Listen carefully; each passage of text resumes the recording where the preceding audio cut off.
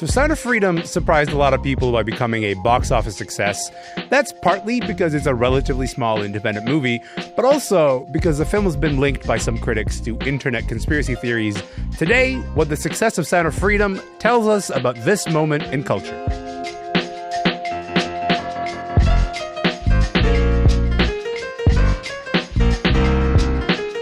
I'm Elamin Abdelmahmoud. This is Commotion. Listen, if I told you we're going to talk about one of the most successful movies of the summer, you might think I'm referring to one of the big blockbusters, like, I don't know, maybe Mission Impossible or something.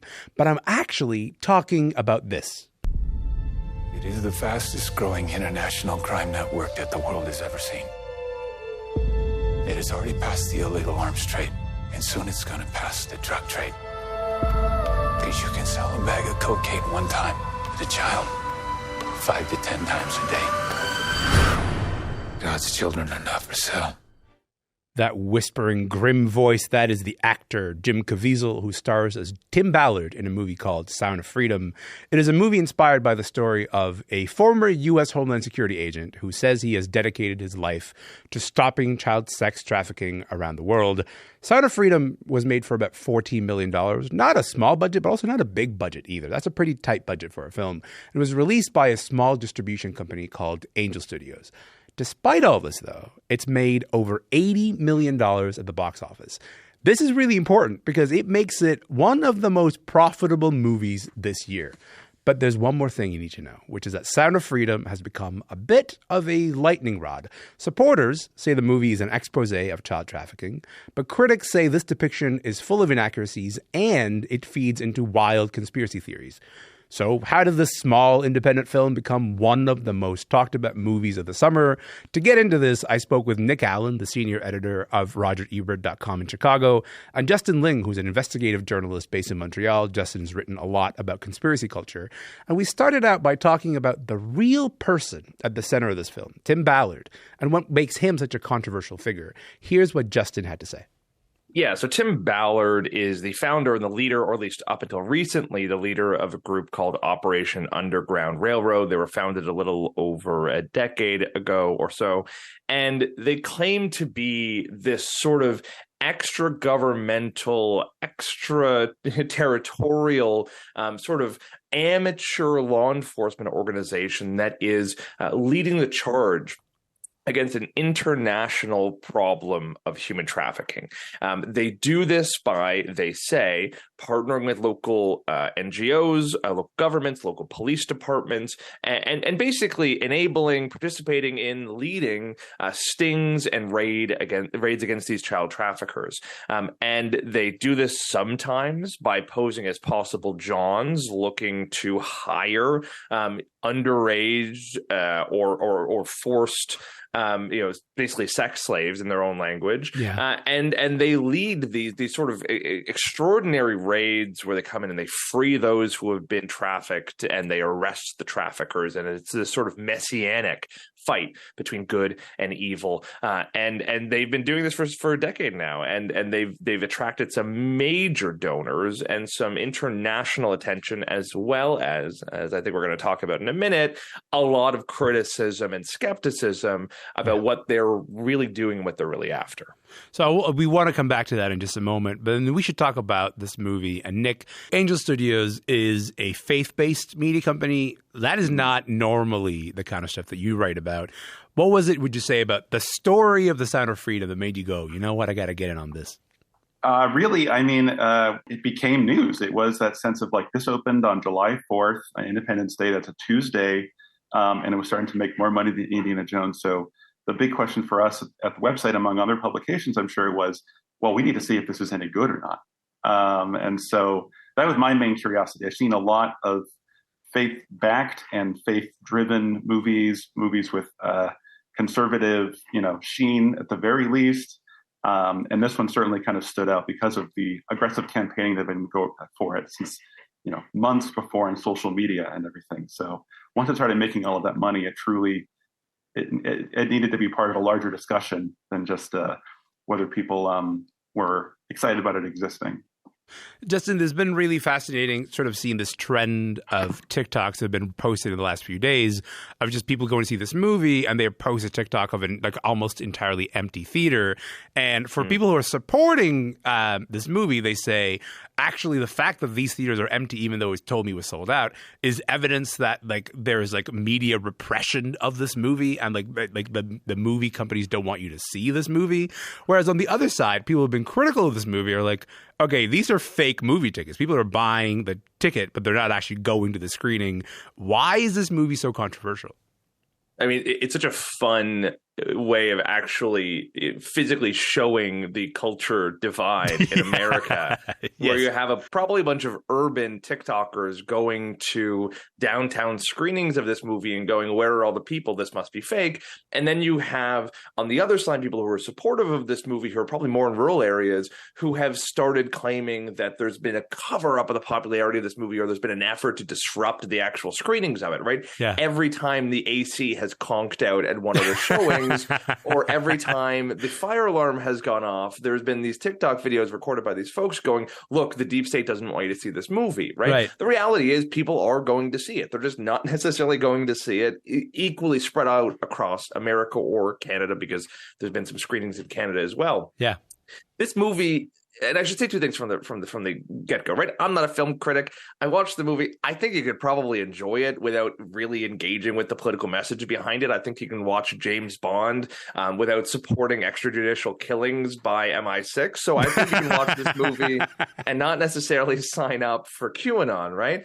I'm not sure it's a great movie, but I think you can like it, right? And there's no doubt that the fundamental message of the movie, which is that human trafficking and forced prostitution and child sexual slavery are all problems that need to be addressed. We could probably do more to address them. Those two things can both be true. But here's the rub. This movie, Operation Underground Railroad, Tim Ballard have all wildly overstated this problem. They've in some cases mischaracterized it. There are some very credible allegations that they are raising huge amounts of money to enrich themselves, not necessarily to actually fund these anti-human trafficking operations. There's good allegations to be made that they're doing this for the screen time, for the celebrity, and for the money, and are doing very, very little to actually help the people who have been trafficked. There's allegations they're actually incentivizing human trafficking, driving up demand by running these stings, by going to pimps basically in the Dominican Republic or the Global South or wherever, and asking for underage girls and getting them, and effectively creating an underground demand for child sexual slavery or for child prostitution. And all of those criticisms, I think, are very valid and deserve an airing. But of course, in our current context, there can't be sort of nuanced criticism of this movie. It has become this sort of fault line. And if you say anything bad about the movie, well, you're part of the deep state. You don't believe in the problem of human trafficking or so on and so forth. So it's just another fault line of this broader problem. And that's before we even start talking about the QAnon problems with it. A lot of the discussion around this movie, Nick, has been around the star of it, Jim Caviezel, who had a huge moment when he played Jesus in Mel Gibson's movie, The Passion of the Christ. He's also been known to espouse QAnon theories quite publicly for a number of years. How would you say him being in this movie has kind of affected the way that's been received on both sides of the spectrum? I think it empowers people to want to support it more, because Jim Caviezel certainly is one of the best actors in this kind of in this lane, I guess. Kirk Cameron is another example of an actor who really tried to get kind of things off the ground with a lot of faith-based back. I can't even tell if you're shading Jim Caviezel when you say that. He's one of the best actors in this lane. Is like, well, okay, no. To the point, he helps make this movie very kind of watchable, very kind of stark, and so I do think he has a dramatically interesting actor.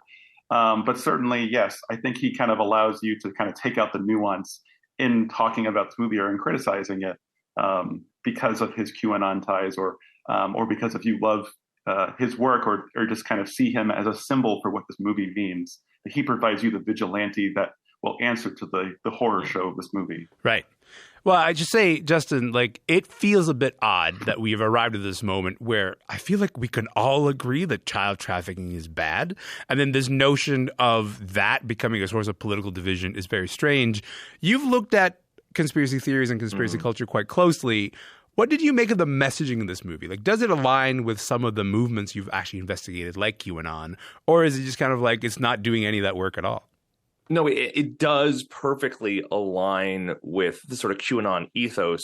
And we can say that because it does a really grotesque job of misrepresenting what the most common form of human trafficking is, right? So human trafficking is a legitimate problem, but more often than not, like many instances of forced prostitution or child sexual exploitation, it is often driven by people with a close personal connection to the person who's being trafficked, right? So the idea that there are these deep networks of criminal gangs who are operating all around the world with deep pockets, and it is largely a myth. And if it's true, it's sort of connected in some cases to drug trafficking and other kind of criminal enterprise, biker gangs and so forth.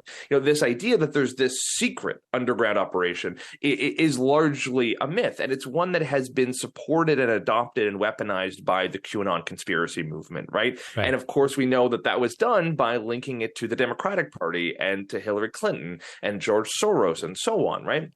And some of those who have helped build the QAnon mythos have actually been screenwriters. We know this for a fact. One of the most prominent independent QAnon voices is a failed screenwriter who has, in some cases, accused people in Hollywood of running this underground satanic child sexual trafficking operation. And Jim Caviezel himself has also participated in this kind of myth building. He has played into the idea that it's satanic rituals that are abducting these children and forcing them underground, that there is an attempt to torture these children in order to extract a compound known as adrenochrome from their brains, a central part of the QAnon quasi-religion, right? So all of these ideas are sort of present in the film, and it sort of gives this sort of quasi-documentary basis to it, when in fact this is a wild misrepresentation. It runs contrary to what most major human trafficking operations, anti-human trafficking operations say. It runs counter to what the law enforcement and the UN says about this problem.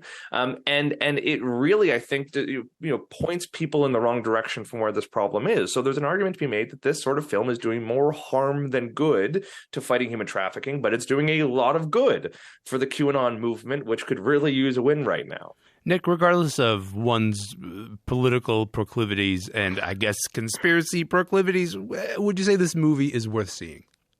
I think it's a bad movie all on its own. I think it's it does that all by itself, hey? I think it does it all by itself. I think it kind of really is so restrained. It's so solemn about the suffering, while having one of the kind of easiest plot hooks, which is about missing children, which, like, in real life it is awful, but for movie storytelling it can be a very cheap device to get you to want to see what happens. So I feel like it's very smart in that way, because it is kind of exploitative of the cause, essentially, by kind of just dragging you from one scene to the next, teasing you that you're going to get this hero who's going to save the day, but it does it in such an underwhelming fashion that I am surprised that more people aren't bored by it. But I think it's because they're so horrified, which I understand that. But yeah. Yeah.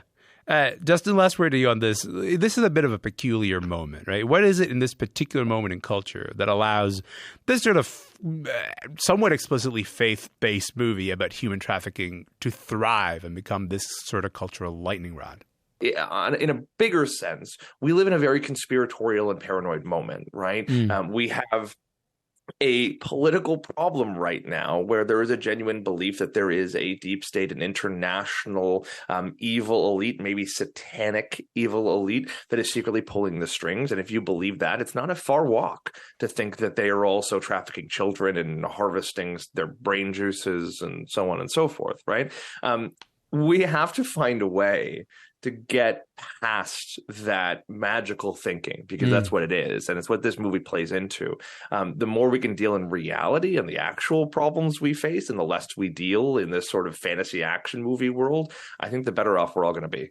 That was my conversation with investigative journalist Justin Ling and film critic Nick Allen from RogerEbert.com. Earlier, you might have heard Justin lay out some of the allegations and what some experts have said about the Operation Underground Railroad. Over the years, the group has denied those allegations. I should say also Tim Ballard has also denied any connection between his film and QAnon conspiracy theories. He said to Fox News, quote, "It's very difficult to make that connection when the film is actually based on a true story." Sound of Freedom is in theaters now.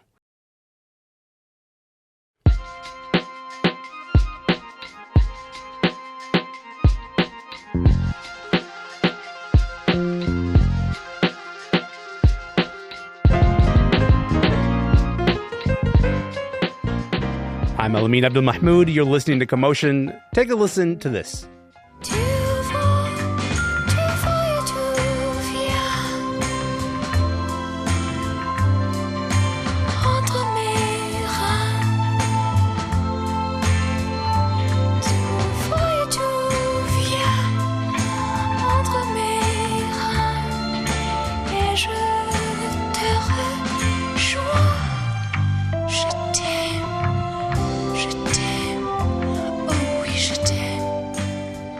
A bit of Je t'aime, moi non plus from late French composer Serge Gainsbourg, featuring the voice of British-French singer and actor Jane Birkin. The song came out in 1969, and it pushed Jane Birkin to iconic it-girl status.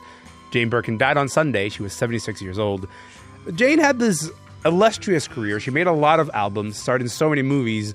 And what would fashion lore be without the iconic Birkin bag?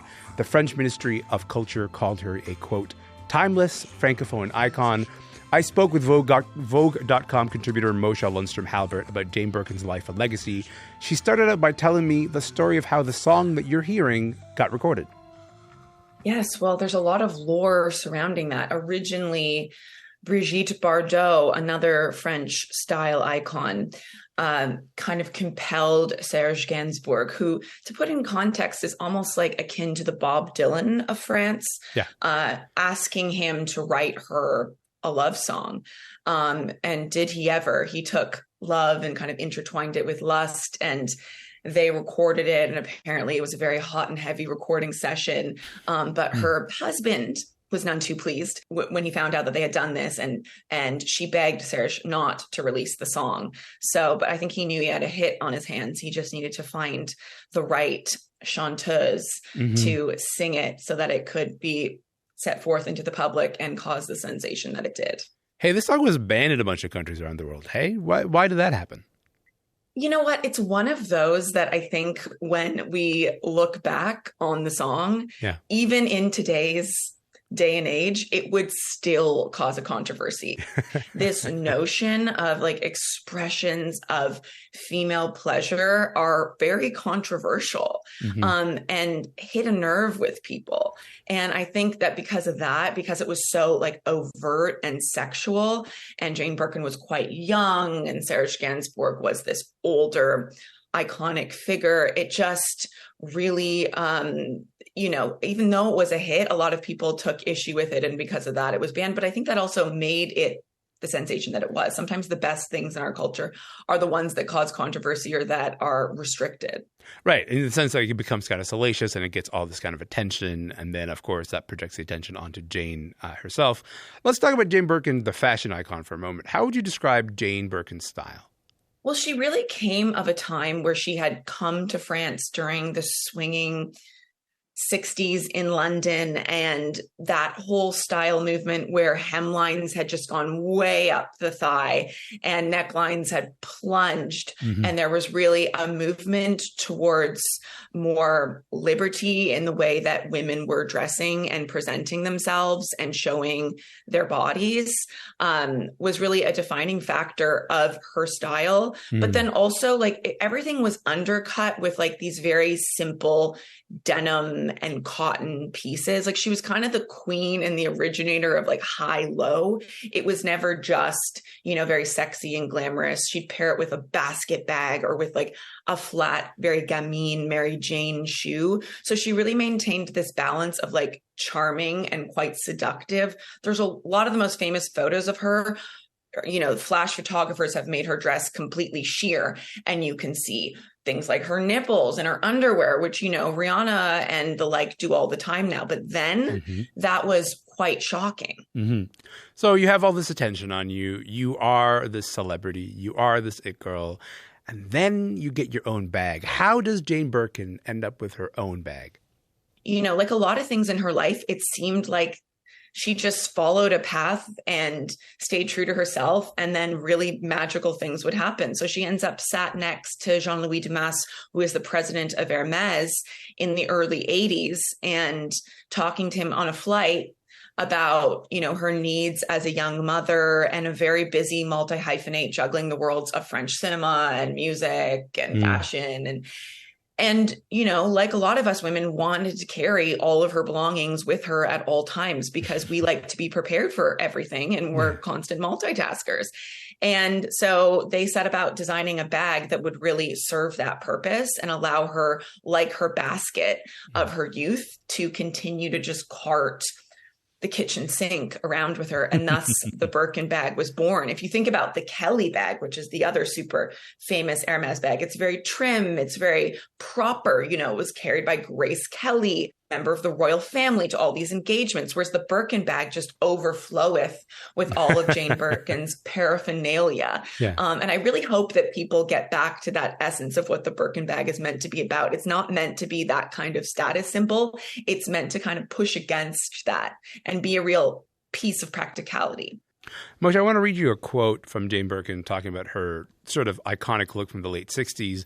This was from an interview she did with Vogue France in 2018. She said, quote, "When I see photos of me in 1968 with my doll's eyes accentuated by eyeliner, the exaggerated mouth, and the fringe, I think they're horrible." She then goes on to say, quote, "My most interesting period was when I was 40. What do you make of what she's saying there? This is a really interesting point, and another thing that I think we need to extrapolate and learn from the life and times of Jane Birkin, which is she wanted to evolve and allow herself to age gracefully in a world and in a society that puts so much pressure on women to stay young and to just like savor youth when it isn't something that we have any control over.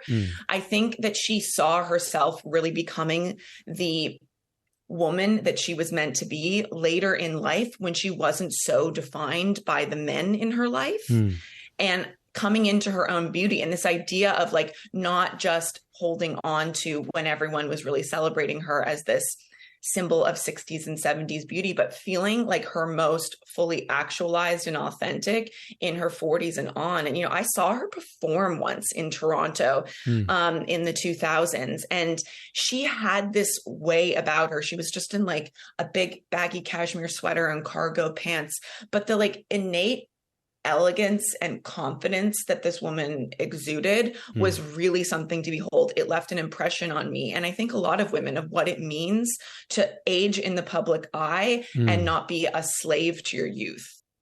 I think that's a perfect place to leave it. Mosha, thank you so much for being on the show today. Thank you, Elamin. I really appreciate it.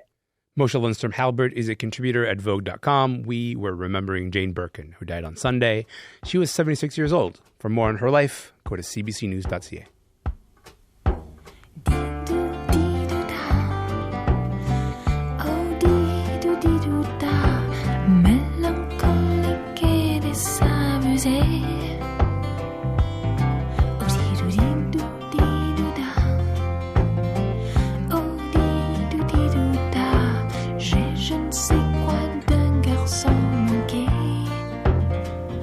That is a bit of dee-doo-dah from Jane Birkin's first solo album back in 1973. That is it for our show today. My name is Elamin Abdelmahmoud, and this show is called Commotion. Hey, I'm going to be here tomorrow. We're going to talk about this show called Project Greenlight. I hope that you'll see you then. All right? See you.